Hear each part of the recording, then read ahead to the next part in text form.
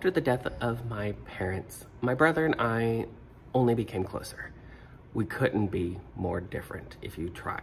He is a mathematical genius ruled by logic, and I'm an artistic person ruled by my heart. And my heart is starting to want to find my soulmate. I have dedicated so much of my life to my brother and almost being his caretaker in some ways, even though I'm younger. But he has decided to help. He's definitely on board, and he has come up with a mathematical equation for me to find my soulmate. But when I do, he is convinced that there's something not quite adding up. And he is sure that this new person is hiding things that I'm not seeing. Now, if that sounds really interesting, let's talk about The Theory of Not Quite Everything by Gnodde. This book is our March fiction monthly pick. Initially, I thought this book was going to be such a cute, fluffy rom-com that it was going to be a lot of laughs, but rarely anything that really rocked the boat.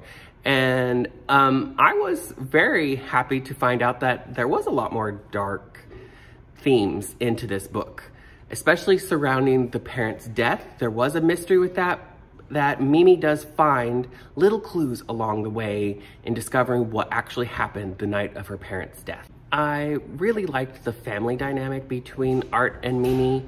Art is someone he's a college professor and so accomplished and very intelligent, and Mimi is someone that is such a caretaker and loving person, and she's taking care of him a lot. And similar to Mame, she is now figuring out that she needs to start living life for herself. And she does that with Frank.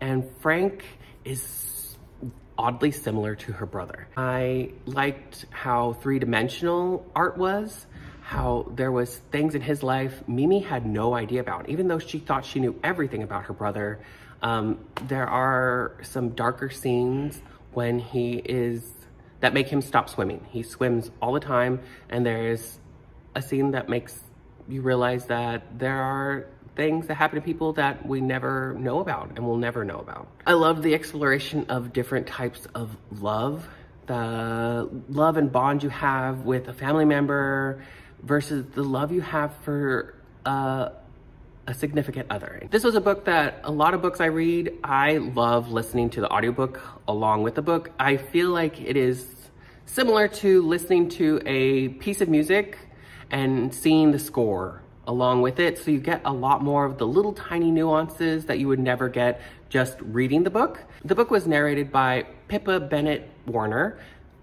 My gosh, they did such an amazing job of embodying Art, embodying Mimi, making Frank come to life. All the different characters in the book, like Mimi's best friend, Ray, they were so well thought out.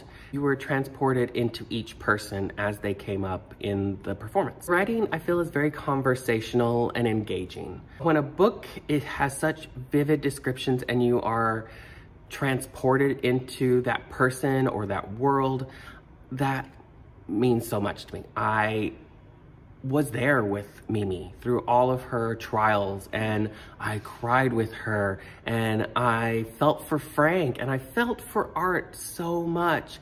Somebody that is so different from me. I am so similar to Mimi, and my emotions rule my whole world, and I'm not as logical as Art, but I still understood him so much through Kara's writing. This book is definitely perfect for people that liked Lessons in Chemistry, Mame, Remarkably Bright Creatures, The Rosie Project, The Family Stone. The mysteries that were revealed toward the end of the book were so good. I cannot wait to read more by Kara, and I hope you guys really check out this book.